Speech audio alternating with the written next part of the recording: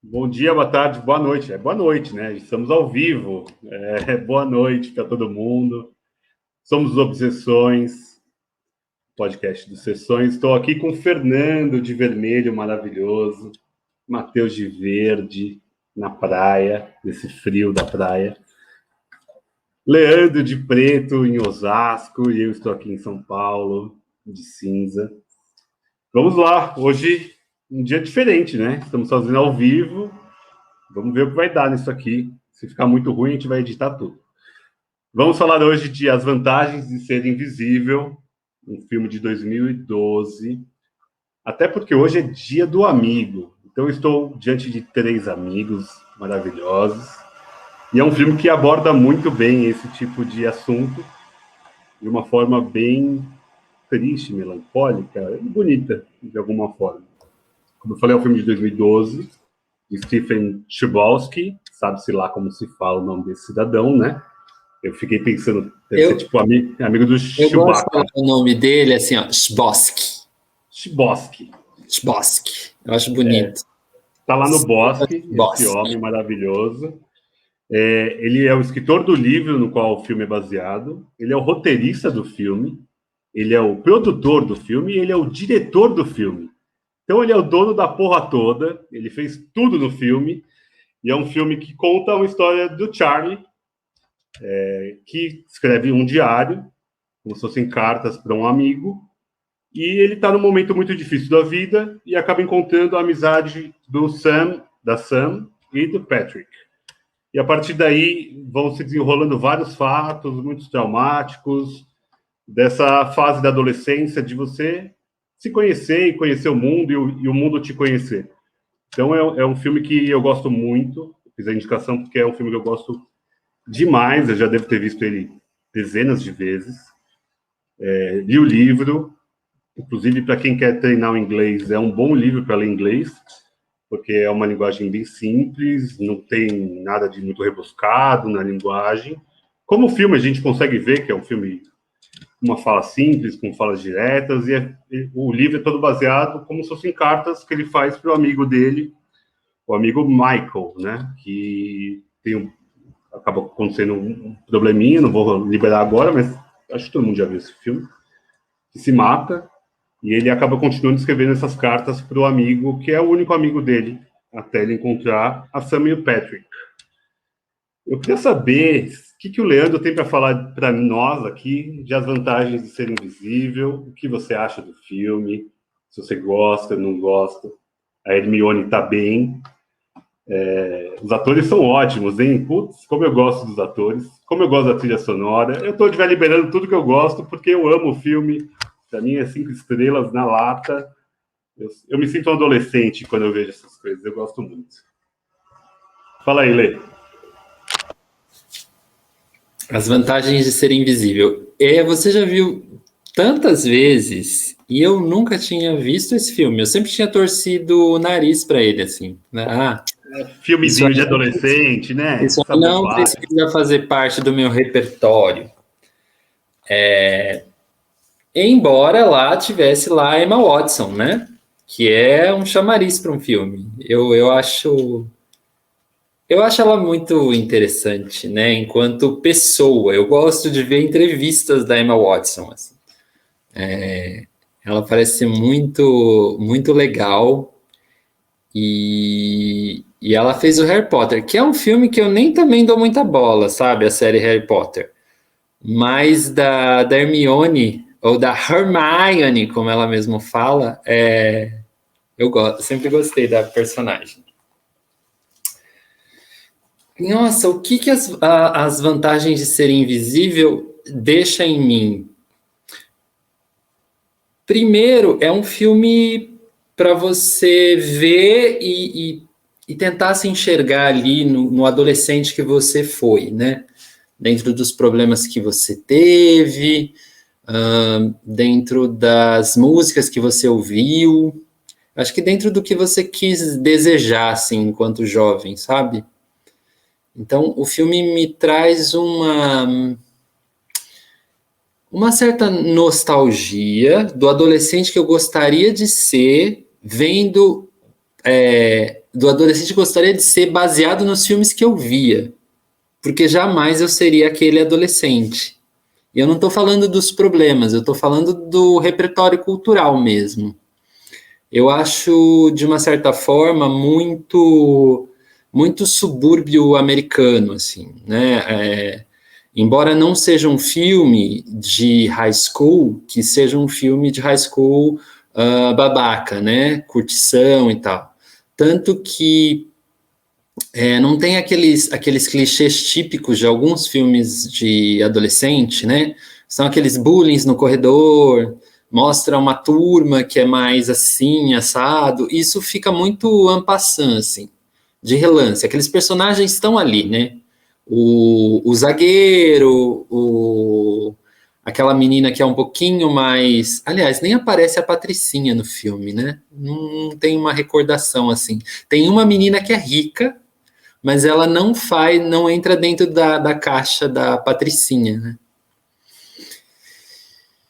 Então, de começo, eu acho que é isso. Eu vejo um adolescente que eu gostaria de ser, porque aquelas músicas passaram por mim, mas que eu não fui porque eu não vivia aquele contexto de um high school dos Estados Unidos. O filme ele está cheio de temas, vamos dizer assim, que vão atravessando o filme, e isso é muito interessante. E aí me vem uma coisa que é assim, o Chbosky, né? Ele é o dono do sonho todo, assim, porque ele escreveu, roteirizou, produziu, fez um filme a partir de um livro que ele mesmo escreveu, né? Então eu fico pensando se mesmo no livro alguns assuntos ele adensa um pouco mais, porque em algumas partes do filme eu acho alguns assuntos ficam bem assim, como se fosse uma pincelada assim, tá? Ele tem esse problema.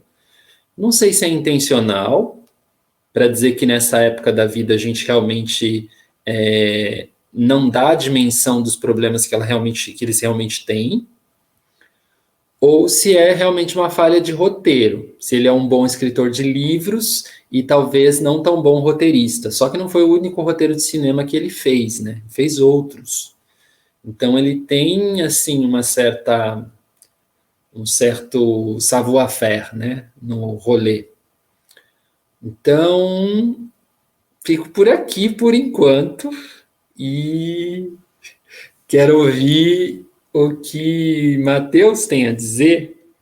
Matheus, que nos colocou aqui dentro dessa plataforma e que nos fez também chegar nessa live. Lógico, se não for com o empurrão do Vitor, gente, não vai.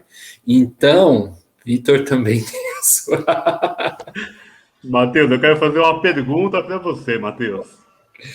Você, pedagogo, você é o senhor Anderson de alguém?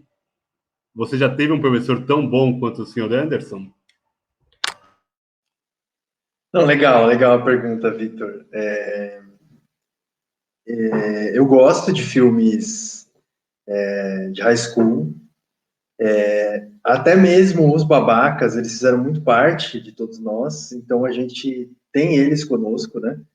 Mesmo que não seja para a gente, vamos dizer assim, colocá-los em perspectiva, né? Como, por exemplo, é o caso do American Pie, né? Que eu vou falar ou daqui a pouco ou numa próxima fala. Mas eu vou responder primeiro o que o Vitor perguntou. Acho que não, acho que como professor, acho que não. Acho que eu consegui sim inspirar alguns alunos. Cusão. Essa parte que corta, né, da live. Só que se for, como é live, não dá para cortar, né? Então, eu acho que eu consegui inspirar, sim, alguns alunos. Tive proximidade, fiz indicações. Alunos que foram para a universidade, inclusive, depois, que foi muito legal, né? Alunos, assim, adolescentes. Mas acho que não. Eu queria depois ouvir se o Leandro já conseguiu, de alguma forma, né, como é que foi essa experiência para ele, assim, né, de inspirar os alunos. Mas eu acho que eu nunca fui, assim, como professor, não. Mas como aluno, com certeza. Tive professores que foram como o Sr. Anderson. E não só um, alguns. E me marcaram demais, assim. E com isso eu vou aproveitar e falar do filme. E por que eu gosto do filme? Né? Eu falei que tem alguns professores que marcaram demais, mas a experiência escolar e a experiência do ensino médio e da universidade, obviamente, me marcaram muito. Eu acho que o filme ele toca nisso. É um filme muito gostoso de assistir. Para mim, ele é um ótimo entretenimento. Ele provoca emoções. Ele me deixou com uma sensação boa ao ver o filme. Eu tive boas memórias, vamos dizer assim. Apesar de ter um pano de fundo mais pesado em alguns aspectos ali que, ao meu ver, não é tão explorado, é uma coisa que acho que até propositalmente fica mais como uma coisa incidental ali, né? Então, é gostoso, eu achei muito gostosa a emoção que o filme me provocou, de relembrar algumas questões, e eu acho que essa experiência, né, de escolar, de ensino médio, de universidade e tal, dos grupos e tal, dessa experiência como a gente tem, que pode ser muito traumática e pode ser muito marcante, né? Para o bem, de formas muito diferentes. Então, a experiência que eles têm de conseguirem construir ali um grupinho de, vamos dizer assim, os deslocados, é uma experiência que eu amaria ter tido no ensino médio. Assim, eu acho que eu não vivi essa experiência de ter grupinho dos deslocados, né, dos undergrounds, assim, vamos dizer, porque eu estudei num colégio que todo mundo era nerd, né, por conta do corte que era o vestibulinho, né, então tinha um vestibulinho, então só entrava muito, todo mundo era nerd, basicamente. Claro que tinha as figuras, né, também, né, o cara que era jogador, o cara que não sei o quê, mas todo mundo era meio nerd, né, então essa experiência foi um pouco diferente, mas uma coisa que eu gosto muito é a questão, tipo, da sensação de ser infinito, né? E acho que não tem nada que defina, sei lá, atualmente, assim, né? Defina melhor, assim, o jovem, pelo menos o jovem nesse contexto, assim, de descoberta mesmo, do que essa sensação, né? Eu estava escutando um podcast há umas 2 semanas que, em um outro contexto totalmente diferente, mas que dizia assim, aí num sentido ruim, né, pejorativo sobre essa questão do jovem ser um infinito, né, mas o jovem acha que tudo é para ele, tudo gira em torno dele, tudo é feito, né, para ele, e ele está nessa caixinha, nessa limitação. E eu acho que existe isso bastante, isso também tem um conteúdo geracional muito forte, que eu acho que vale a pena a gente explorar aí depois também, no filme. Mas, por outro lado, tem essa parte boa que eu acho muito legal, cara. São lembranças que eu concordo plenamente com o Leandro, né? A minha identificação não é uma identificação cultural, exatamente, né? Mas é uma identificação da emoção gerada em alguns aspectos ali. E é aquela sensação de que você está vivendo algo que você vai se lembrar para sempre, o resto da vida. Eu acho que isso para mim é muito tocante. Eu amei ter assistido o filme, foi muito, muito bom mesmo. Depois eu volto. Fernandinho, o filme claramente tem música, que é sempre um ponto chave para você. Nós temos, além de Hero, algumas outras músicas, mas o que além da música o filme te toca ou que você gostou do filme? O Fernandinho tá com um coque lindo, né? Papai do céu.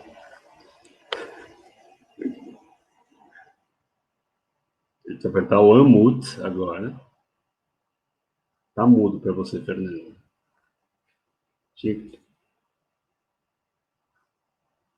Fernando tá mudo. Produção. Tá mudo. Deu ruim. Tô falando com os estúdios aqui. Sim, Fala da sua experiência, então, Leandro. Essa fala do infinito é uma fala do Charlie, né? Do personagem principal quando ele está no carro, né? Ele fala dessa sensação de ser infinito. No túnel, né? É uma das falas mais bonitas do filme mesmo. Matheus pescou aí bem. Fernando, queremos ouvi-lo, além de vê-lo.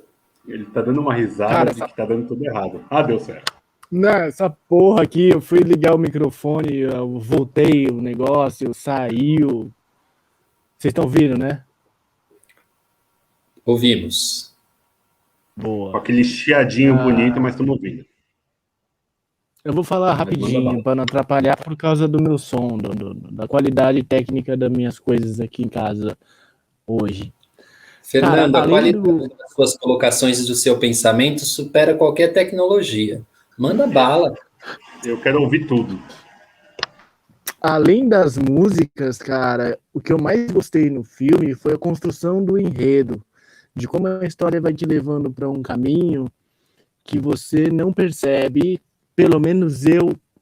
Tudo bem, eu assisti o filme num sábado à noite, mas eu só fui entender que tinha alguma coisa muito errada com a tia e com o Charlie depois de muito tempo, saca? Não veio assim. Eu nem suspeitei, cara. Eu nem suspeitei. Foi lá pro final já. Aquela porra daquela mão na perna. E eu sempre fiquei olhando aquele moleque. Eu falei, mano, ele parece. Ele é bonitinho, o Charlie, né? Ele é aquele proto-escritor deprê, bem bulinável que a gente encontra na nossa caminhada. Bem bulinável. E ele encontra o Patrick e a Sam, que são lindos, assim, né? O Patrick foi o que eu mais gostei, ele é muito bonitinho, cara. Eu queria ter um amigo como ele, tá ligado? O sorriso, a forma de sempre trazer o Charlie e tal. Gostei das experiências com a droga, mas o mais fascinante pra mim foi... Falei, caralho, como eu não vi tudo isso que tava aí antes, saca? Por óbvio. Era óbvio, tava na cara. Eu fiquei envolvido pela coisa da adolescência, saca? Lembrei das minhas viagens de drogas que a gente tem quando a gente é moleque. Fiquei pensando nas músicas, pirando nas músicas boas, nas festas, e não prestei atenção nisso. Então eu acho que o Lebowski, ou o Chewbacca, que é irmão do Chewbacca, que vocês estavam comentando, cara, esse cara ele é fenomenal, cara. Ele é fenomenal. Ele não é só um grande escritor, mas ele é tipo um cara que, mano, é um gênio, tá ligado? Ele faz tudo e faz tudo muito bem. Porque me segurou até o final e eu só fui entender no fim do filme mesmo. O que vocês acham disso aí? Comentem aí o que vocês acham. Vocês forem, então, uma merda. Muito bom, Pê.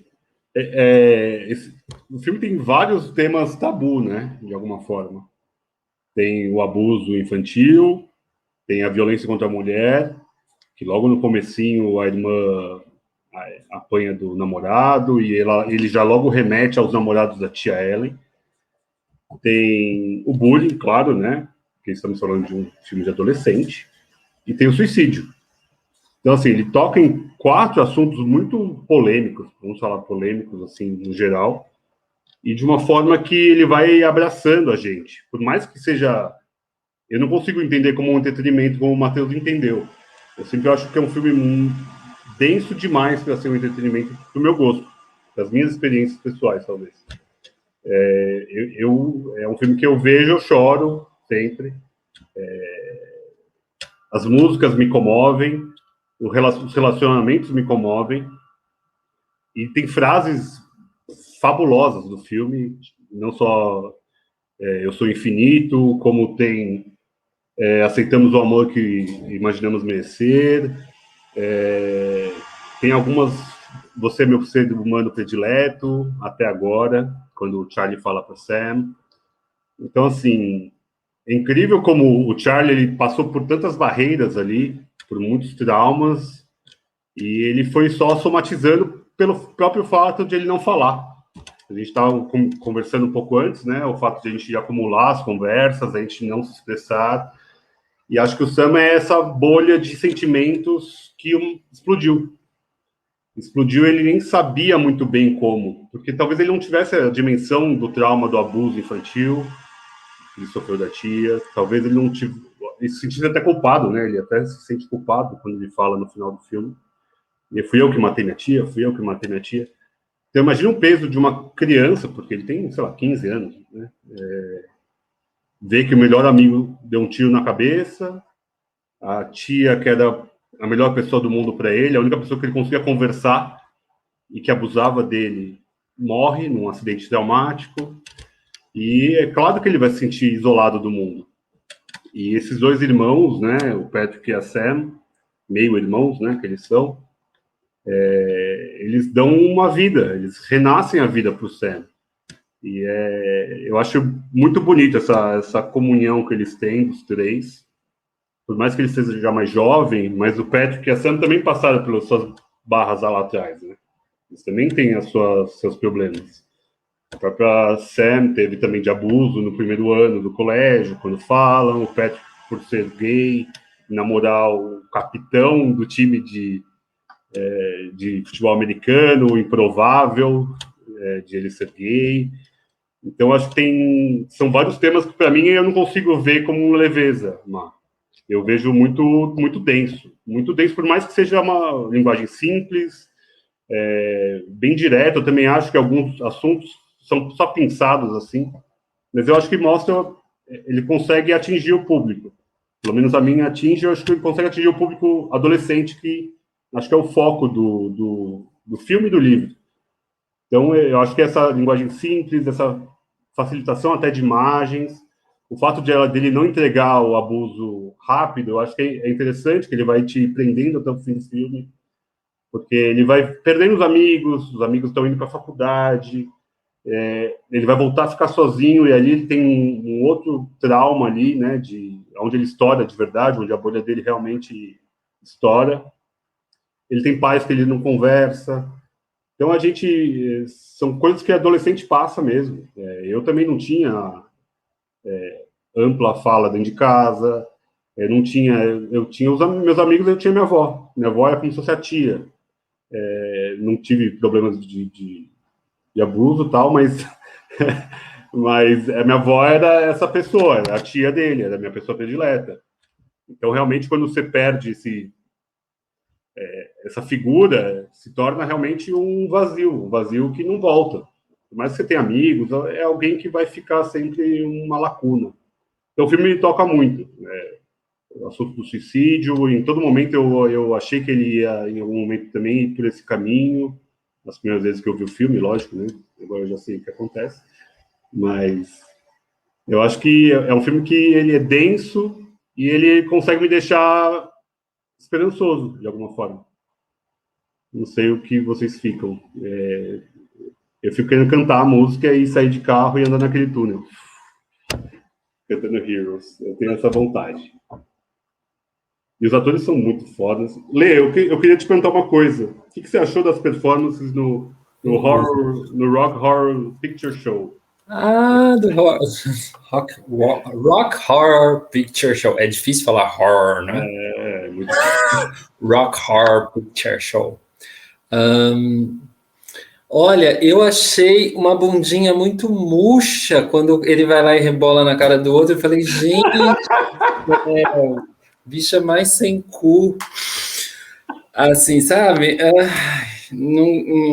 Eu fico com essa cena, mas eu gosto muito desse musical também. Eu gosto da menção e eu gosto que de novo falando, eu gosto que é a Sam que faz o touch me. Personagem perfeito ali.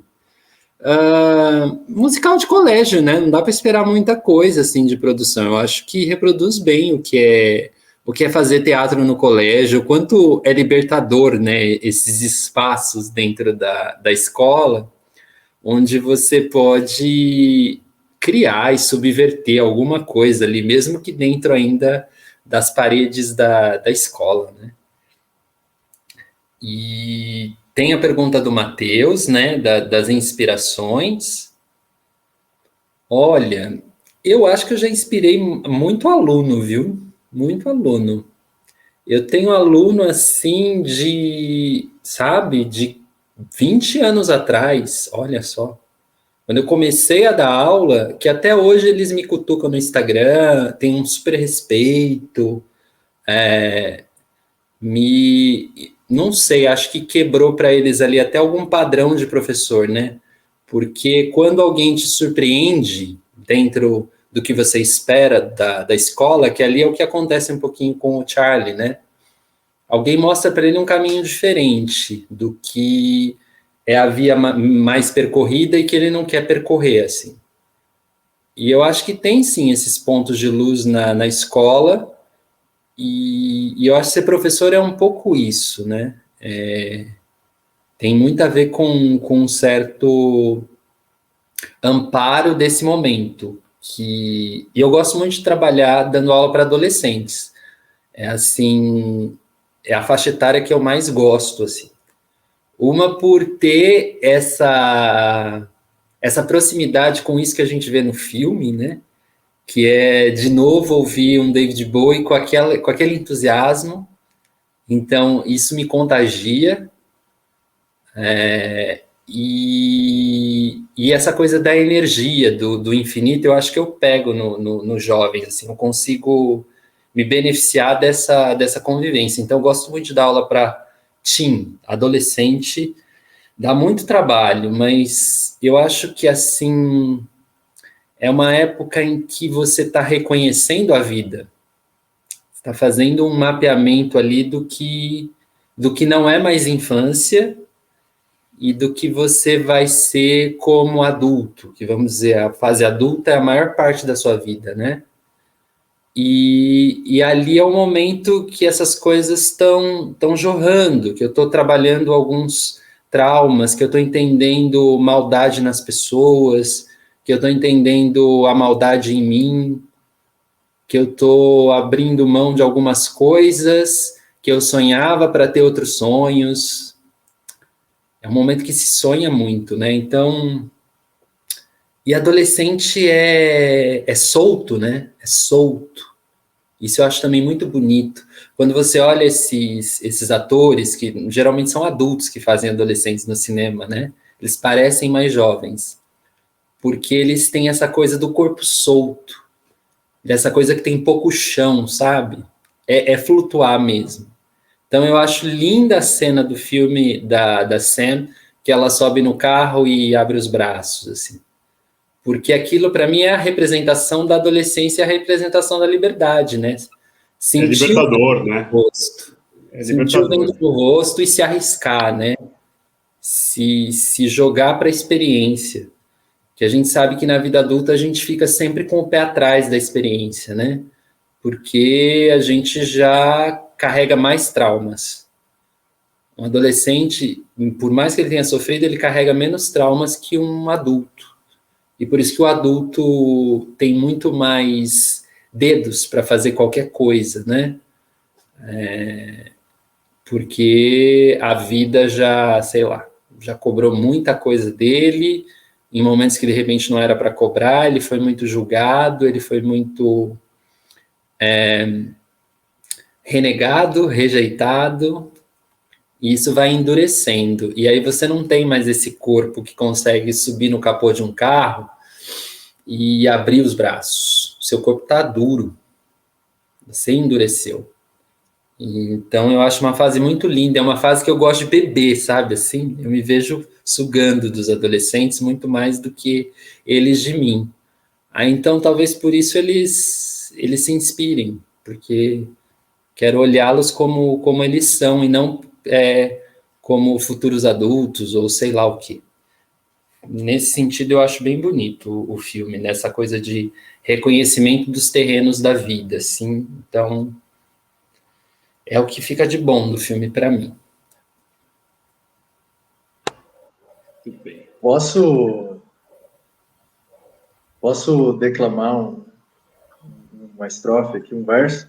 Eu achei que você ia falar, ia contar pra gente uma receita de brownie de maconha, mas pode ser isso aí, Matheus. Depois a gente chega lá, a gente chega lá. A fala do Leandro, ela me remeteu a uma música que eu gosto muito, certamente vocês todos conhecem. Olha aí o professor inspirador. E que é uma música da Violeta Parra, né? Conhecida na voz da Mercedes Sosa, e no Brasil, né? Foi gravada com a parceria com Milton Nascimento, que se chama Volver a los 17, né? Então, Arrasou. a música é o primeiro versinho, né? Eu vou fazer um portunhol aqui, ó. Volver a los 17 después de vivir un siglo. Es como descifrar signos sin ser sabio competente. Volver a ser de repente tan frágil como un segundo. Volver a sentir profundo como um ninho frente a Deus. E essa última frase é a que eu acho mais bonita, que é voltar, né, a sentir profundo como um menino diante de Deus, né? E eu acho que casa perfeitamente com a frase que a gente trouxe lá, né, no início, que é a sensação de infinito, né? Então, essa música, ela conta essa sensação do passar do tempo e de como é, depois de muito ter vivido, se lembrar de como foram essas primeiras fortes emoções, intensas emoções da adolescência, né? Que tem um colorido mais intenso até do que as emoções infantis, embora as emoções infantis elas sejam muito determinantes em alguns aspectos, né? Mas as emoções da adolescência, elas são em várias vertentes de leitura, né? Da psicologia, enfim, de outras ciências, são emoções muito fortes, né? Emoções viscerais e tal. Então, eu acho muito bonito isso. E para mim, o filme no lance é como se fosse um trailer. Por isso que eu vejo de certa forma como um entretenimento, né? Mas não é pejorativa a ideia de ser um entretenimento, não. Por acaso, eu até acho, enfim. Mas ele é como se fosse um trailer, né? Fosse uma coisa assim que passa, né? E a forma como as músicas se encaixam, ela produz isso também, né? O Smiths, putz, cara, não podia ser mais. É que assim, de certa forma, é que eu gosto, né? Eu gosto da fórmula, gosto dos atores, gosto como a história é construída, gosto da trilha sonora, gosto dos beats. Mas eu acho um pouco óbvio, sabe? Tipo, Smiths é tipo meio que o estereótipo, vamos dizer assim, né? Do adolescente ali que não se encaixa e tal. É Smiths ou Joy Division, né? É um dos dois. Isso aí, tem, eu acho que The Cure também tem. The Cure, esses três são Eu estereótipos. fico perguntando se será que ainda é, Matheus. Então, mas é por isso que eu tava E quando você comentando também a coloca um David questão. Bowie numa trilha dessa, você está querendo chamar um público que não é necessariamente o adolescente. Tanto que lá no filme eles falaram, preciso descobrir qual é essa música. A música, de repente, para a geração passada, ela já existe há décadas, ela já sabe o nome, já sabe cantar de trás para frente, e o adolescente, puta, que música é essa? Eu preciso descobrir que música é essa. A música embala muito, né, a adolescência. Isso, acho que quando a gente começa a trabalhar, vamos dizer assim, a gente começa a ouvir menos música, ou talvez dar menos importância para esse lugar da música na nossa vida, né? A adolescência é o momento que a gente se conecta com a música, acho que tem isso. Tanto que tudo que eu ouço até hoje é que eu comecei na adolescência. Claro que a gente conhece coisas novas, mas eu acho que o estilo no todo se forma mais ou menos ali na adolescência mesmo. Porque é onde a música tem um marco. A música é marcante, porque a adolescência é marcante. A adolescência tem esse ponto de ser o lugar onde a gente queria voltar. Eu acho que é mais ou menos isso. Fernandinho, para que lugar você queria voltar? Eu queria voltar um pouco. Eu queria voltar um pouco no filme, no título. Queria voltar no título, porque o título em português é As Vantagens de Ser Invisível, né? O nome do filme. Mas isso não é o nome do livro ou o nome da obra em si. Só que eu não consigo ver agora na internet porque eu tô no celular. Vocês conseguiram ver isso daí? Qual que é, afinal de contas, a tradução literal dessa obra? The Perks of Being a Wallflower. As vantagens de ser tímido, inibido, alguma coisa do tipo. Mas pode ser uma expressão também, Vitor. Pode ser algo como as vantagens de esperar ou de tomar um chá de cadeira. Porque é tímido, E a Wallflower é aquele que fica de canto, de né? canto. É o que é o preterido, assim. Então, É o invisível, mas eu acho que em português pode ser fica mais bonito. Eu achei um nome maravilhoso, fica em português. Eu achei lindo. Para mim, pelo menos, eu acho mais bonito. Ok, o Wallflower é um ótimo nome. Mas eu acho que o Wallflowers eu ouvia muito também na minha adolescência, inclusive. Também ouvi. Mas fala aí, E Pedro. outra coisa, não sei o que vocês acham disso, gente, mas eu achei que o Charlie, ele carrega dentro dele uma coisa muito pesada, né? Que a gente só vai saber no final do filme, que é o abuso da tia, né? O abuso sexual da tia na infância dele. Vocês acham que se ele tivesse trabalhado isso melhor, conversando por meio, sei lá, de terapia ou de um psicólogo ou qualquer outra coisa, ele seria uma pessoa que talvez não fosse tão, digamos, deslocado, com muitas aspas, sabe? Tão, digamos, invisível, com muitas aspas, assim. O que eu quero dizer é o seguinte, aprofundando um pouco mais, até um pouco o que a gente estava conversando. Os homens têm muita dificuldade em expressar qualquer tipo de sentimento, certo? De forma geral. Nós somos criados assim, homem não chora. Você parece uma menina, não seja igual a menina, se fala para nós.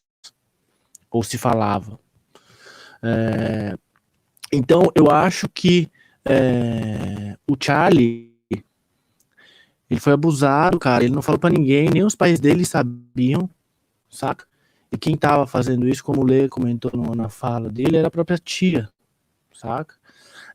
E uma criança não vai saber lidar com isso, depois vai passar da primeira infância, vai entrar num começo de adolescência, depois na adolescência, ela não vai saber lidar com essa questão. Ela vai ter vergonha de falar. Se eu tivesse sido abusado quando fosse pequeno, eu jamais falaria. Eu acho. Tá ligado? Com a cabeça que eu tenho hoje. Me colocando no lugar do Charlie. O que vocês acham disso, assim, dessa carga? Claro, é um peso para ele, mas assim, vocês acham que teria tido uma outra saída para ele lidar com esse problema? Porque é um problema que afeta ele durante muito tempo. Eu acho que continua afetando. Acho que vai continuar afetando. Né? A Sam foi para a universidade, ele vai virar uma pessoa invisível de novo no colégio, até ele sair do colégio e entrar por sua vez na universidade. E é uma coisa que ele vai levar para o resto da vida dele. Né? Ele só vai começar o tratamento dele talvez ali no final do filme, né? Que ele começou a conversar sobre isso. Como é que vocês veem essa questão toda, assim, então, de criação dos meninos, a gente, a questão do abuso, a questão de lidar com trauma, a questão de a gente não falar os nossos sentimentos, essas coisas. O Matheus é a pessoa corretíssima para responder essa pergunta, não tenho a menor dúvida disso. Né? Também estou jogando para o Matheus. Eu posso dar meu pitaco depois, mas fala aí, Matheus. Vou opinar, então. Primeiro, eu acho que é muito, assim, como diria Aécio Neves, né, Fernando? É muito leviano a gente dizer que existe uma relação de causa e efeito. Né? Mas eu entendi perfeitamente o que você quis trazer, que não é necessariamente uma relação de causa e efeito, né? Mas um questionamento sobre como a subjetividade masculina é constituída. Para mim, foi isso, né? A forma como eu construo o que você perguntou. Eu acho isso bem significativo, porque você vai considerar a questão do trauma, né?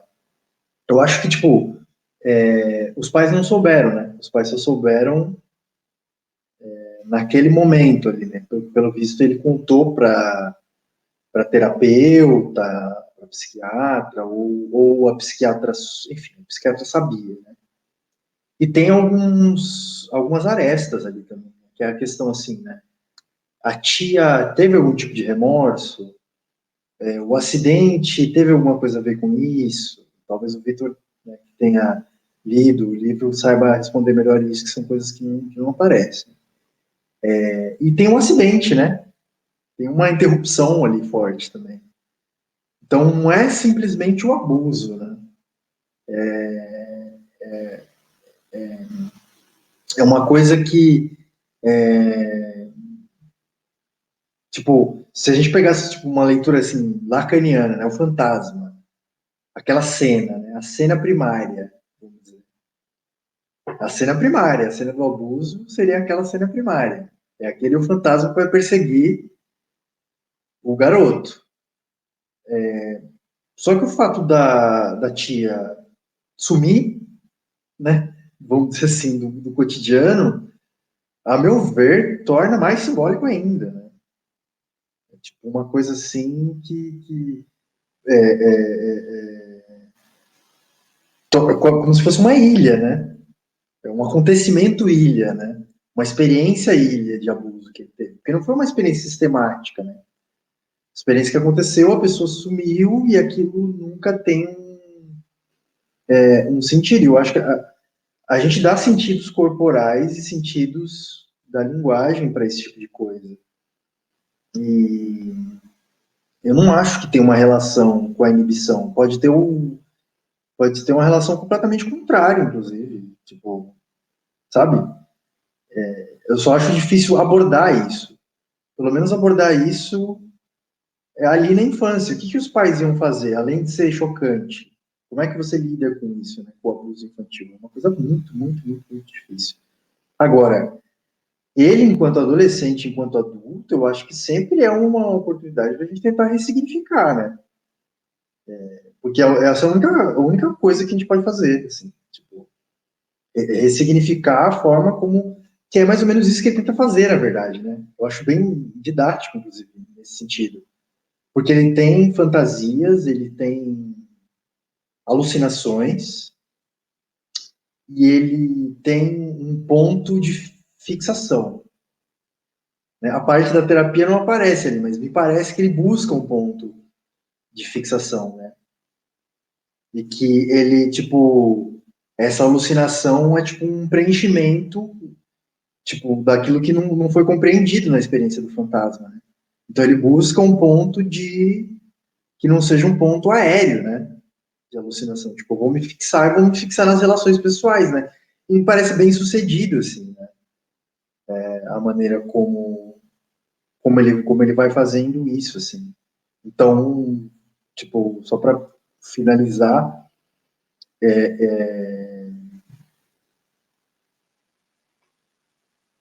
eu acredito que é algo que não deixa de acompanhar a pessoa, mas pode mudar de sentido com o tempo. E é isso. Eu acho que é isso. Leandro, quer falar, tecer algum comentário sobre isso?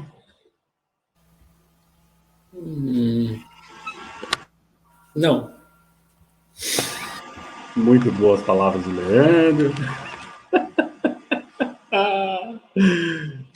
O que eu acho do fato do traumático com a tia? Ele foi sobreposto com o ato traumático do amigo se matando. Eu acho que o ato traumático mais próximo, né, da nossa vivência, ele toma uma proporção maior e ele ocupa mais espaço. E acho que ele não tinha dimensão do que tinha acontecido com a tia. Acho que é por esse caminho. Ele era muito novo, ele era uma criança que talvez nem lembre direito, né, ou diretamente do fato ocorrido, por mais que ele tenha lapsos, né, que aparecem no filme, como se fossem memórias mesmo, né, como flashback. Mas eu acho que a presença da ausência do amigo, do melhor amigo, talvez do único amigo, isso era muito mais potente para ele. Porque ali ele escrevia as cartas, ele se comunicava só com esse amigo. Então, eu acho que ele perdeu o eixo dele, quando ele tinha um amigo perdido. E daí, a hora que perde esse amigo, vem tudo de uma vez. Ele encavala os traumas. Eu acho que o filme se baseia ali logo no começo, né, um ano depois da morte, o ano posterior à morte do amigo. E esse trauma deve ter acontecido, sei lá, 10 anos atrás. Então, eu acho que ele não tinha nem dimensão que ele tinha sofrido o abuso. E eu acho interessante mostrar isso no filme, mostrar como os meninos também são abusados. A gente foca muito no abuso feminino, que claramente acontece muito mais do que no masculino, mas o abuso em meninos também acontece. Pode ser uma avó, uma tia, um pai de amigo, um amigo mais velho, uma irmã de um amigo mais velho, e são crianças, aquilo não pode acontecer de jeito nenhum, né? Por mais que possa parecer só um afeto, porque talvez para ele, naquele momento, com 5 anos, era só um afeto.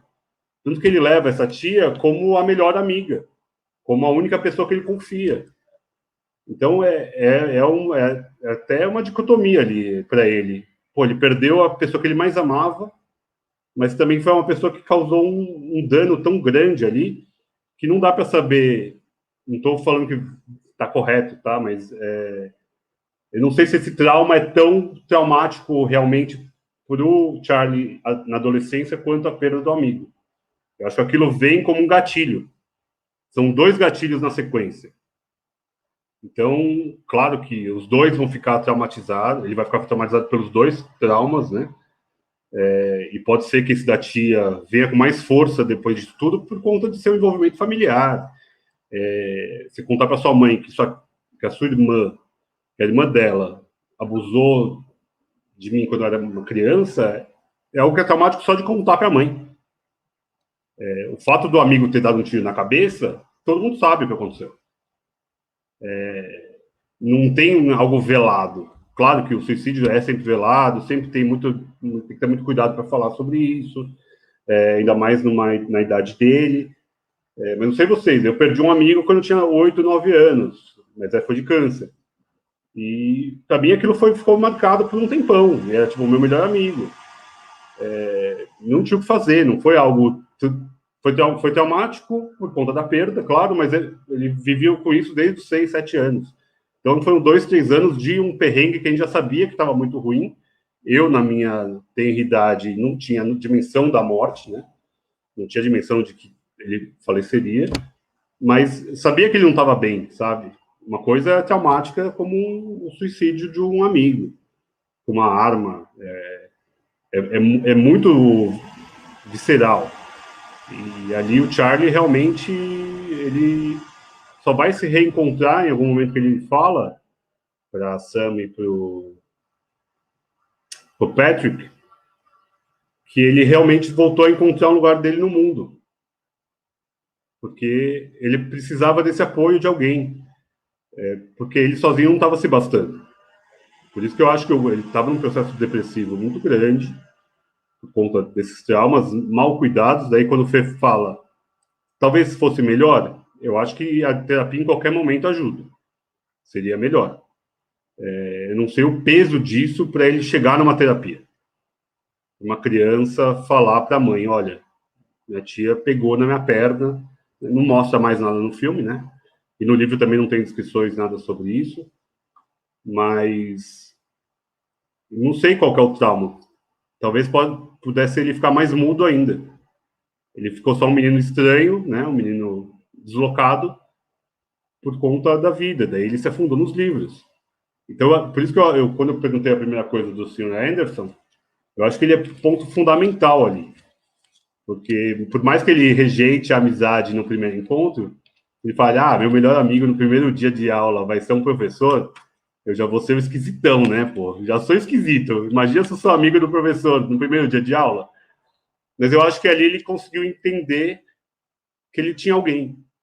Ele tinha alguém com quem contar. Porque ele não ia contar com o pai, com a mãe, o irmão já tinha saído de casa, a irmã estava vivendo um relacionamento traumático ali também com o namorado. Então, assim, tudo ali na vida dele estava desmoronando. Então, eu acho que o Sr. Anderson, junto com a amizade da Sam e do Patrick, realmente renasceram ele ali de alguma forma. Por mais que ele tenha estourado depois que ele fez aquela bobagem de namorar a Mary, eu não esqueci o nome dela, como que é o nome dela? Mary Elizabeth, né? Mary Elizabeth. Que cagada de relacionamento, hein? Mas ele não sabia nem falar não, entendeu? Ele é aquele cara bonzinho de tudo, puro de tudo, né? Por mais que ele tivesse toda essa bagagem cagada, vou falar cagada, mas eu acho que os livros, as músicas e as amizades salvaram ele. Eu acho que ajudaria sim, filho. Só uma coisa aqui entre nós que eu quero saber, que surgiu a curiosidade dentro do meu peito quando o Victor falou da Mary Elizabeth. Todos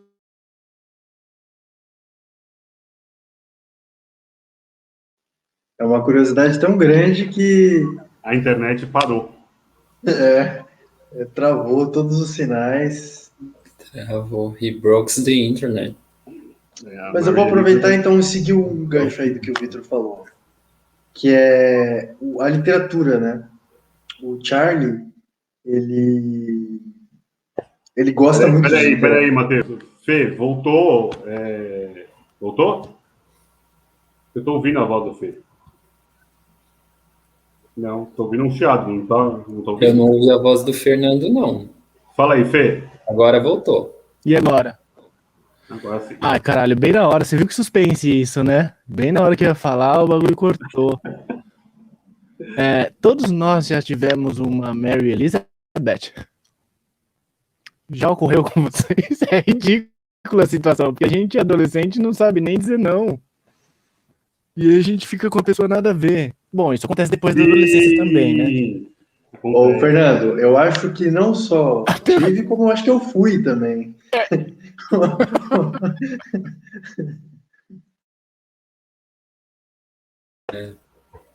Preciso resgatar, Fê. Mas eu acho que não. Nunca rolou uma Mary Elizabeth. Fala então da literatura, Matheus. Você leu O Sol é para Todos? Não. O primeiro livro recomendado pelo Anderson. Não, o que eu acho legal é que eu começo a perceber que eu acho que assim, a literatura ela tem muito isso, né? Mas eu acho que é algo da arte em si. Mais de camadas da percepção, né? Então, eu acho que ele também usa a literatura como uma espécie de sublimação, o Charlie. Ele se forja naquilo, assim, né? Ele, tipo, vive aqueles mundos ali, ele é atravessado por aquelas leituras, e eu acho que aquilo também gera algum tipo de alento para ele.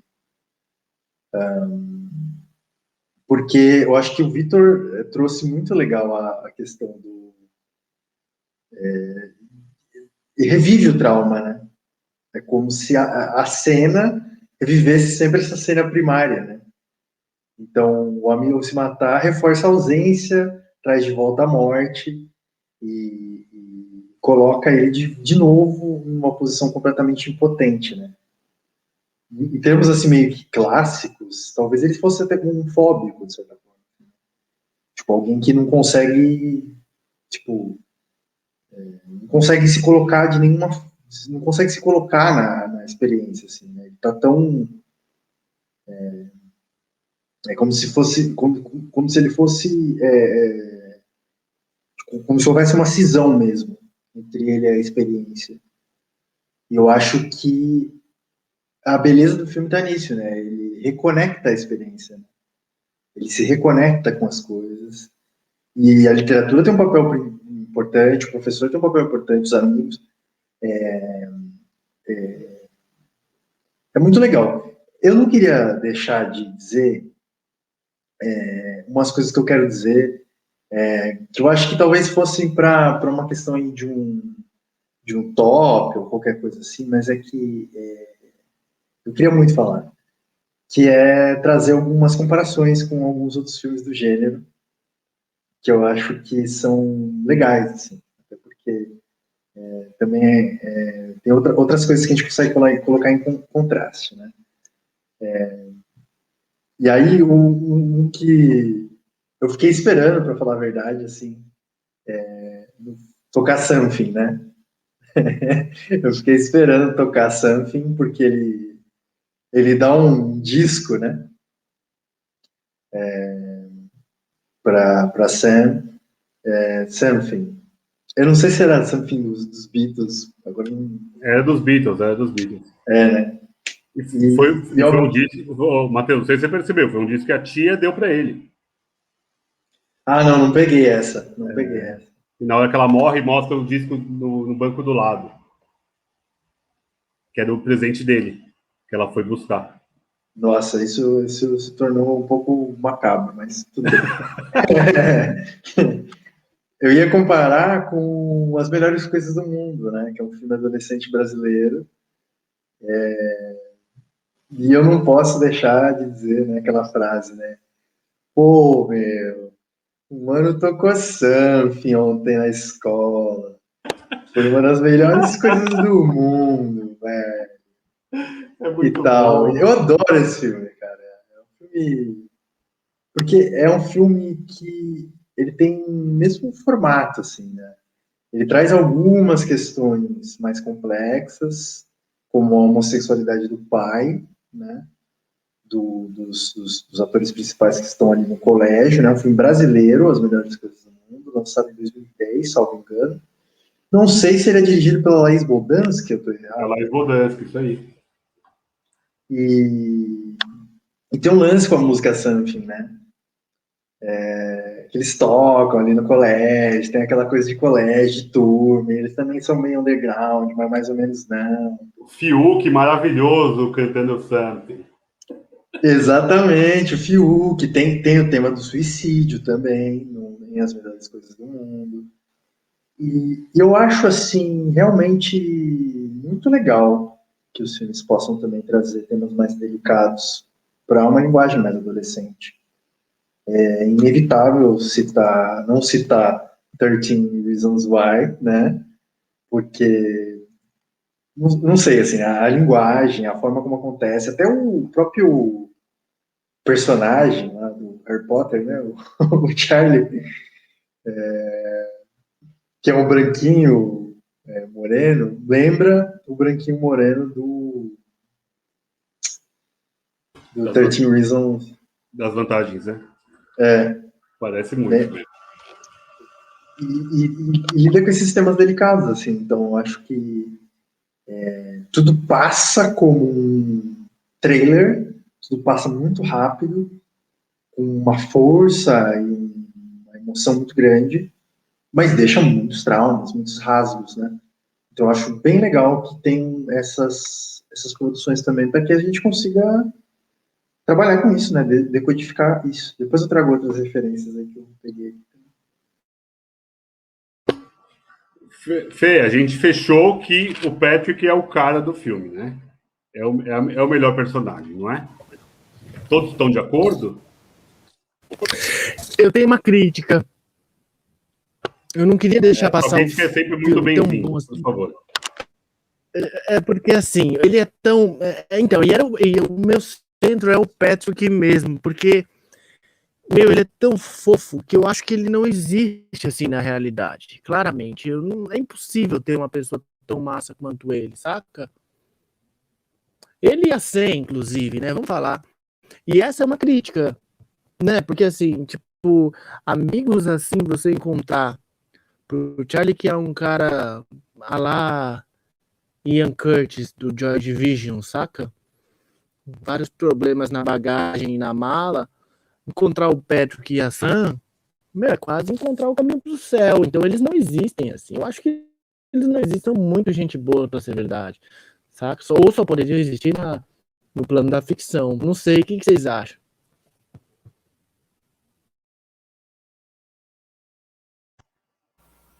Fala aí, Lê. Quero ouvir você. Eu acho que existe sim, Fê. Porque eu acho que quando a gente é adolescente, a gente tem esses amigos. Não porque eles são tudo isso, porque a gente projeta neles, né? E porque a escola é um recorte, ali, o ambiente do colégio, né? E não é tão difícil defender o seu personagem ali dentro da escola. Eu sei porque eu defendi os meus, assim, e foi sempre uma maneira de brincar ali com as coisas, de lidar com o bullying, de rir de mim mesmo às vezes. Então, assim, não sei, a escola não foi um ambiente sofrível para mim, porque eu acho que eu gostava do jogo, sabe? Mas eu não me encaixava em padrão nenhum, assim, eu penso. Isso me trouxe algumas coisas legais que eu levo hoje na minha vida adulta, outras coisas não tão legais, com certeza. Mas qualquer postura que você teve na escola te trouxe as duas coisas. Então, eu acho que no contexto da escola e do recorte, eles existem sim. Os meus existiram. Eu gostei da pergunta. Gostei bastante da pergunta. É uma pergunta que eu também me fiz. E os meus também existiram, eu acho. E, eu vejo assim, é uma coisa louca, porque é um recorte no tempo e no espaço, né? Eu acho que o Leandro realmente define bem a questão. É um recorte no tempo e no espaço. E felizmente ainda tem algumas pessoas que me lembram os personagens, que são amigos, embora não tão próximos, assim, pessoas que fazem tempo que eu não falo, por exemplo. Mas eu acho que o filme mostra uma parte da coisa, né? Tem um momento que ele é preterido, né? Tem um momento que o próprio grupo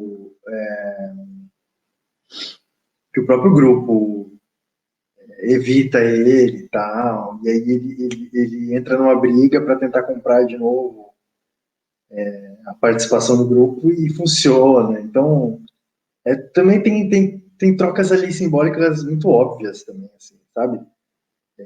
E que não são nem um pouco ruins por ser óbvias, assim. Eu acho que é o jogo, né? Esse é o jogo, de fato. Assim. Mas tem algumas coisas legais, assim. Eu acho que o Patrick, ele é mais... um pouco mais idílico, assim, de certa forma, né? Porque eu não sei, assim, é um cara que você olha assim e fala, mano, puta, cara, eu quero ser amigo desse cara, velho. Tipo, né? Um pouco mais, assim, ele recebe bem todo mundo, ele é engraçado, ao mesmo tempo ele não é uma pessoa que humilha os demais, ele não é uma pessoa opressora, e ele sabe ficar na dele, ele tem um sentimento de grupo interessante, ele consegue incluir as pessoas, como incluir o Charlie. Então ele é um cara mais, assim, idealizado e projetado na visão do roteiro. A Sam, eu não acho tanto, assim, sabe? Eu acho que ela, tipo, ela meio que não tava muito aí pro Charlie em muitos momentos. Ela tava vivendo o rolê dela, assim, entendeu? E ela, tipo, vai lá e dá um beijo nele. Tipo, sabe, assim, também existe um certo joguinho ali, uma coisa que é assim, tipo, é uma história óbvia essa, né, gente? Ela, pô, ela não sabia que o cara tava afim, é claro que ela sabia. Assim, entende? Assim, e no colégio eu ocupei muitas vezes esse papel, muitas vezes. Então, eu estou falando assim de um PhD na coisa. De você gostar da menina, isso é que você não sabe. Tipo, né, você não sabe o que fazer, a menina, tipo, né, Ela fica com qualquer outro cara menos com você. Aquela história. Quem nunca viveu isso, né?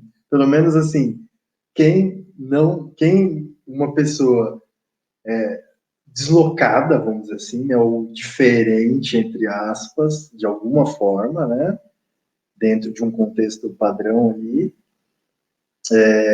não viveu isso, né? A gente vive isso e tal.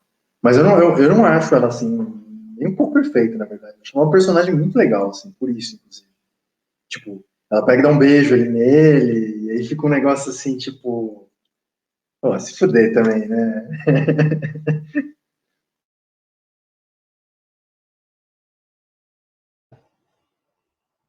Fala, Fê, você levantou a mão? Não era pra falar?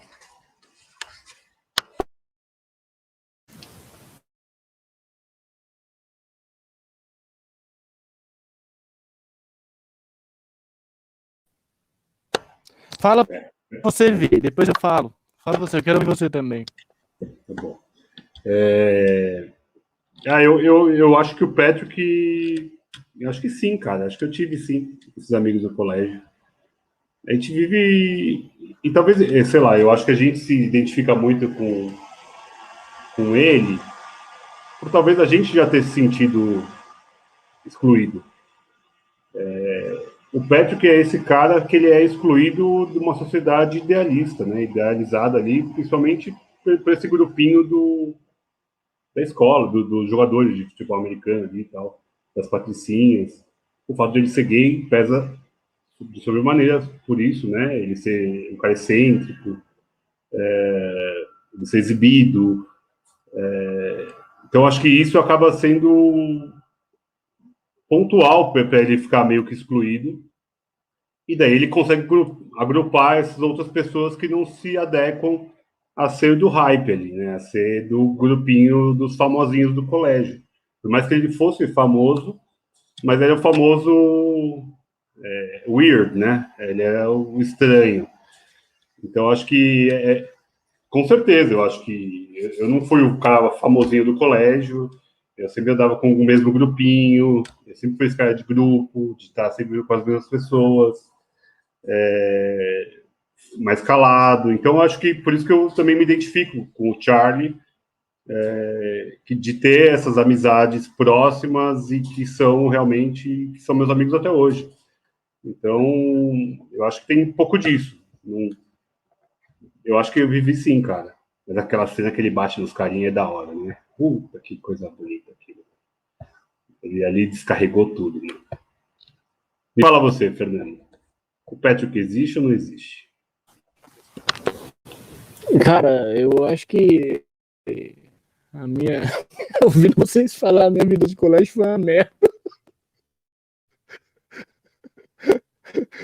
Tipo, eu não lembro de nenhum Patrick na minha vida.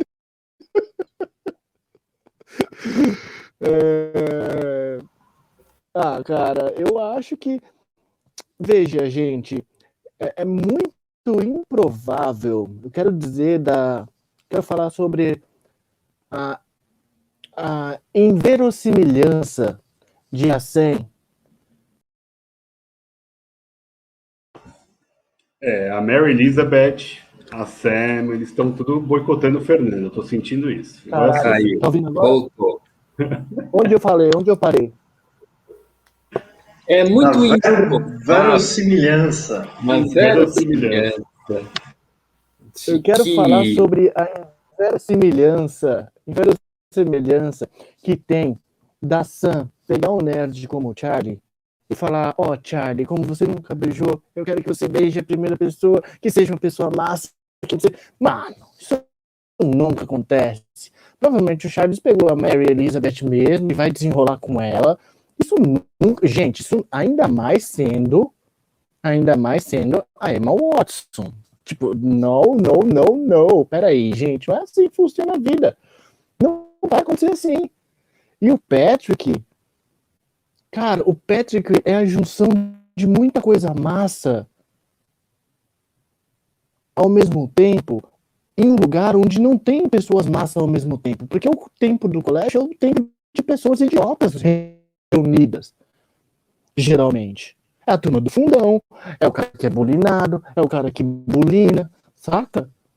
É a mina bonitinha, é o cara CDF, é o preto, é o branco, é o gay, é o, sei lá, sempre tem um problema. A gente tá se descobrindo, saca?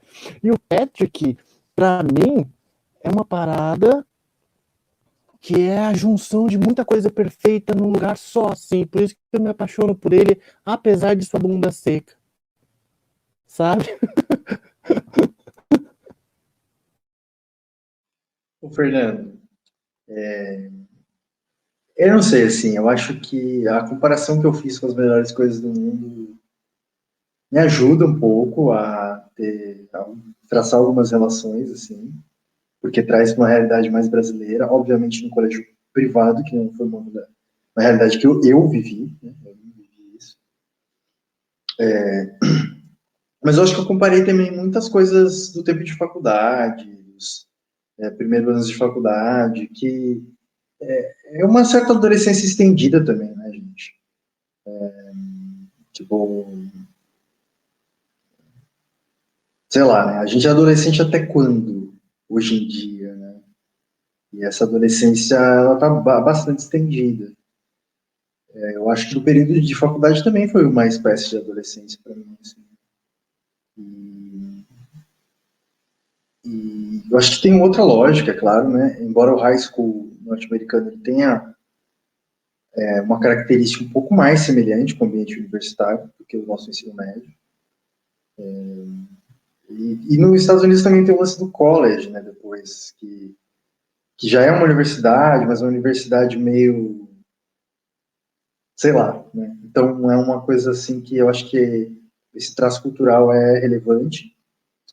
E em alguns aspectos, às vezes a gente vive realidades em que as pessoas não têm tanta oportunidade ou vontade, sei lá, de construir a própria subjetividade, assim. Então, para mim, eu tenho certeza que para vocês também, mas tendo a origem social que eu tenho, ter entrado na USP e tal, e ter lidado com outras classes sociais e outras pessoas, você conhece pessoas que têm outros repertórios, né? E outras vivências. Eu acho que isso não tem exatamente a ver com a personalidade do Patrick, né? Porque o lance dele é a personalidade, a originalidade, né? O carisma dele. Mas eu acho que esse lado excêntrico, essa capacidade de talvez viver as relações de uma outra forma, eu acho que dentro de algumas realidades a gente consegue ver isso mais cedo. Eu tive a sensação de ter convivido com pessoas que viram essa possibilidade mais cedo, né? Que tiveram acesso a essa possibilidade de ter uma vivência mais tranquila, mais rica também, e mais interações. Não foi o meu caso, apesar de ter tido um ambiente rico, estímulo intelectual, por conta do colégio que eu estudei. Não existia assim, era tudo mais quadrado, assim, obviamente que era uma escola técnica, né? Mas eu tenho a sensação, sim, que algumas pessoas, e alguns amigos, inclusive, muito próximos, que eu fui na faculdade, viveram isso, assim, isso estava muito latente, assim, muito forte. E eu fui feliz, né? Eu consegui identificar isso e perceber isso também. E óbvio que rola uma certa inveja, assim, né? Isso, inclusive, já foi assunto de longas conversas com alguns bons amigos que me geraram lembranças aí nesse filme. Dessa questão, assim, né? Gostaria muito de ter vivido essas opções, né? Algumas opções mais cedo. Teria sido muito gostoso, mas foi como foi e eu tô feliz assim. Estamos todos felizes de falar do filme? Temos mais algo a acrescentar? Todo mundo está feliz. Tá todo mundo em silêncio, todo mundo corroborou, né? Tá O Matheus feliz. levantou as melhores coisas do mundo. Alguém mais tem filmes de adolescente que vocês rememoram assim da sua. Sim, ó, eu vou dizer que o pessoal que me dá retorno do podcast fica esperando o top, viu? Por isso que a gente está indo para o final, né? Já estamos em 1h25, foram 10 minutos de problemas técnicos, então 1h15 de conversa. E vamos para o top agora. A gente vai deixar o Leandro para o começo, daí a gente vai ficar humilhado desde o começo, ou vai deixar para depois? Eu acho que a gente tem que excluir o Leandro e jogar ele lá no fim da fila. Fernando, vai você então. Me fala os filmes de adolescente. Cara, se vocês... olha só, tem um filme que eu só vou recomendar um, mas eu não lembro o nome. Esse é bom, esse é bom. O Fernando é o melhor. Conta o enredo que a gente vai tentar descobrir. É um quiz com obsessões. Como Obsessões é um locus de excelência, eu vou contar o enredo e vocês vão me dizer qual que é o nome do filme. Basicamente, cara, foi um filme que eu assisti no Telecine há um tempo atrás. Não é um filme que faz muito tempo, não. E é a história de, tipo, acho que 2 caras e 3 minas que ficam numa sala de aula a tarde inteira, assim. É novo esse, hein? Precisa falar o nome? É o Fala o Clube nome dos 5! Clube dos 5! Juro que eu não lembrava, cara. Não lembrava, foi mal. Clube dos 5 é esse.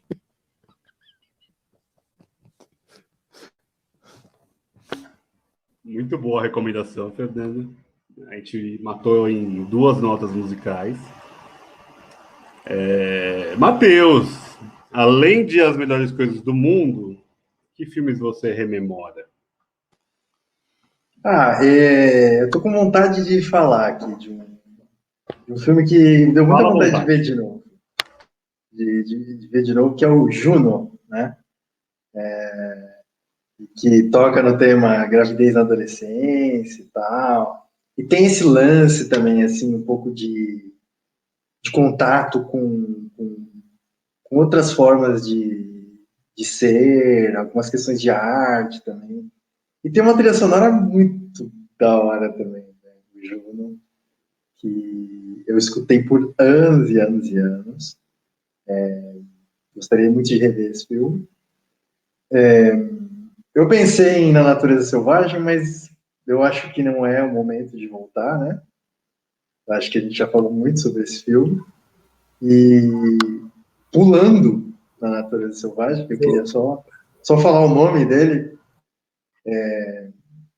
os outros 2 aqui, um é o Kick-Ass, que eu acho muito legal, que é um menino que ele quer ser super-herói, só que, tipo, ele é o super-herói da vida real, né? Ele não tem superpoderes, ele só compra umas roupas toscas e tal. E tem uma linguagem meio quadrinhos, assim, então eu acho gostoso de ver, assim, é um modo diferente de filme adolescente, acho que tem uma linguagem muito própria, apesar de ser bem comercial e de entretenimento, eu acho que eu gosto. E por último, um filme que não sei se encaixa exatamente nos padrões, mas eu acho que é um filme que a gente deveria ver em algum momento, que é o filme Crazy, Loucos de Amor. É um filme canadense, né, que conta também trajetórias de jovens, tem muita questão do contexto familiar ali, questões de descoberta de sexualidade, violência, drogas e tudo. E é um filme extremamente cativante. Faz bastante tempo que eu já vi esse filme. Não é o Crazy com a trilha sonora do Aerosmith, né? É um outro filme. Mas me deu bastante vontade de ver Crazy Loucos de Amor, depois de ter visto As Vantagens de Ser Invisível. Crazy, crazy, baby. I'm crazy. Eu vou falar antes do Leandro, senão eu vou ser engolido, né? Fala. Até porque ele vai comentar filmes da adolescência dos anos 50, e eu nunca vi. Matheus arrasou aí na lista, gostei. Gostei também, Mar. Crazy eu vi quando eu vi o próximo filme do diretor, que é aquele Clube de Compras Dallas, é o mesmo diretor. e que também aborda a homossexualidade e tal, e é muito legal esse Crazy. Eu vou falar os meus. As Melhores Coisas do Mundo estava na minha lista, e eu vou mantê-lo, porque eu acho realmente um filmão. Gosto muito da Laís Bodansky, eu gosto muito da abordagem da adolescência brasileira, claro, de um nicho ali que ela está vivendo. Gosto muito, e Something também é marcante para mim. Eu vou falar 10 Coisas que Eu Odeio em Você, um filme com o falecido Coringa, né? Maravilhoso, que é bem fofinho, também fala da adolescência, das conquistas e daquele ódiozinho quando não dá certo e por aí vai. Eu acho fofo. E vou falar um que também não sei se enquadra tão bem assim, mas que fala dessa mudança da adolescência para a vida adulta, que é Lady Bird, da Greta Gerwig. É um filme muito legal, muito bom filme. Também tem uma trilha sonora ferradíssima. É com aquela Saoirse Ronan, que não dá nem para falar esses nomes. Esses caras também colocam os nomes, né? É Chabalski, é Chablablauski, é Saoirse. Como a pessoa chama Saoirse, velho? Não dá, tá tudo errado. Mas é um filme que eu acho lindo, tem Dave Matthews na trilha sonora. Então, acho que a coisa do filme adolescente com trilha sonora, eu acho que isso é muito foda, né? Porque as 10 coisas que eu odeio em você também tem uma trilha sonora belíssima também. Então, são esses 3 que eu fico. Agora o Leandro vai recomendar o Chá Verde sobre o adolescente. E vamos ouvir. Muito bom, muito bom. Olha, eu fiz uma lista aqui de 9 filmes, porque eu falei, eles não vão me derrubar. Eles não vão me derrubar dessa vez. Então, agora eu tô com a difícil escolha de entre 9, escolher 3. Mas eu acho que eu vou pensar na adolescência de uma forma um pouquinho diferente das vantagens de ser invisível e até das opções que vocês trouxeram. Então, vou indicar um nacional, que é o Pichote, A Lei do Mais Fraco, de 81, que traz uma adolescência brasileira bastante conturbada, né, no sentido de que você está falando ali de uma juventude que está se marginalizando e de uma instituição falida, que na época era a FEBEM, né? Filme obrigatório, e um dos maiores filmes já feitos no cinema nacional, que é dirigido pelo Hector Babenco. Então, é um dos primeiros filmes do Babenco, e é um filme muito forte. Marília Pêra, né? A Marília Pêra está no filme. Cena antológica. Então, esse é para citar um brasileiro. Um filme que eu gosto muito, porque o segundo, né? Porque ele traz assim a beleza do tempo e tenta equiparar o tempo da vida e do cinema, que é Boyhood, que é sensacional. É um dos filmes mais diferentes do modo de ser feito, que foi feito nos últimos tempos aí. É um filme de 2014. E se você não viu, é um filme que vale a pena ver. A cara do Fernando é muito boa, já né? indiquei 2, né? Você não tá nem olhando para a câmera, né, Leandro? Para não ver a cara do Fernando, né? Eu tô olhando aqui para minha lista. É melhor. O terceiro é uma dúvida enorme aqui. Porque na lista. Fala dois. Porque o Fernando só deu uma dica. Fala mais. Então eu vou indicar 2. Porque eu falei um brasileiro, falei um norte-americano, vou falar um alemão. Educators. Que é um filme do caralho, assim. Um filme alemão em que esses jovens que se chamam educators, eles cometem pequenas, vamos dizer assim, pequenas intervenções, né? E me lembra muito uma ideia de fazer arte hoje que está muito em voga, né? Assim, o Banksy, aquilo que acontece na calada da noite e te ensina alguma coisa. Então, esse filme. Vou falar até o nome do diretor, que eu aprendi a falar. É Hans Weingartner. Hans Weingartner. Hans Weingartner. Que pena que o Fernando caiu. E o último eu indiquei o Educators, Fernando, já que você caiu. E o último é o clássico dos clássicos, que é Os Incompreendidos, do Truffaut. Que é o primeiro longa do Truffaut e mostra esse personagem que a gente vai acompanhar durante toda a filmografia do Truffaut, que é o Antoine Doinel, que ele está passando da infância para a adolescência, e ali você vê vários problemas, ele também, assim, acaba se metendo na delinquência ali, e é um dos filmes mais lindos já produzidos, das cenas mais bonitas, até hoje, assim, não tem como derrubar. É um filme de 59. Então, temos que comentar ele aqui, hein? Temos que comentar ele. Recapitulando, Os Incompreendidos, anota aí você. Os Incompreendidos, o Educators, o Pichote, e eu falei mais um que foi o Boyhood. E menção honrosa para os Sonhadores do Bertolucci. Acabou. Eu ia falar dos Sonhadores, cara, quando você falou, porque o Educator sempre chama os Sonhadores, né? Não sei por quê. Eu fiquei esperando alguém falar Sociedade dos Poetas Mortos, mas não rolou, né? Eu lembrei aqui agora, até porque o filme que a gente comentou hoje, né, As Vantagens de Ser Invisível, tem um professor, acho que muito inspirado naquele professor, talvez um professor mais possível na vivência colegial do que do filme com o Robin Williams. Bom, acho que ficamos por aqui. Mais algum comentário? Fernando, quer tecer algum comentário sobre a lista do Leandro? É sempre impecável, né? Não tem o que falar, é impossível falar. É impossível dizer alguma coisa depois dessa lista. Eu vou me reduzir a minha insignificância e vou deixar vocês aqui. Até logo. Até mais. Matheus, quer complementar? Quer mandar um beijo? Quer mandar um beijo para sua mãe?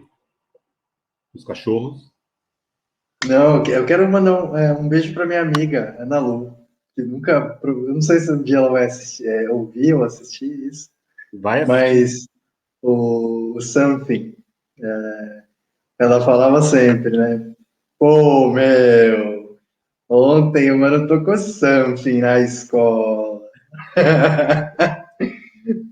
E ela conhecia, né? Conhece o ator que fez o mano e tal. Então, muito, muito legal foi essa coisa, assim. Ela sempre falava, sempre repetia essa frase.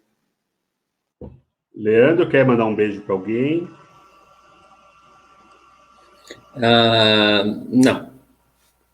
O Leandro está sem amigos hoje, mas eu vou mandar um beijo para o Leandro, para o Fernando, para o Matheus. Hoje é o dia do amigo. Estou diante de 3 amigos que são essenciais, não só para fazer esse podcast, mas para a vida. Eu agradeço muito a vocês. Hoje nós falamos de As Vantagens de Ser Invisível, o filme do Steven Chbosky. Melhorei, hein? Com a Emma Watson, Logan Lerman e Ezra Miller, o fofo Patrick. E como eu não poderia falar, não escolhemos o passado, mas podemos decidir o nosso futuro. É por isso que nós vamos ficar por aqui hoje, com Obsessões. Sigam a gente, @Sessões de Cinema, e aonde nós estivermos, por aqui mesmo, dá um ok, dá um clique, siga aqui no canal, inscreva-se, divulgue. Se você não viu o filme, veja, está no Netflix ou no Amazon. É um filme tão bom que está nos dois. Não tem nem concorrência. Você pode assinar só um dos dois, você vai ver o filme. Leia o livro também, que é muito legal. E ficamos com essa carta aqui para a posteridade. E nessa primeira tentativa de live, me parece que foi bem sucedida, gente. Um beijo para vocês.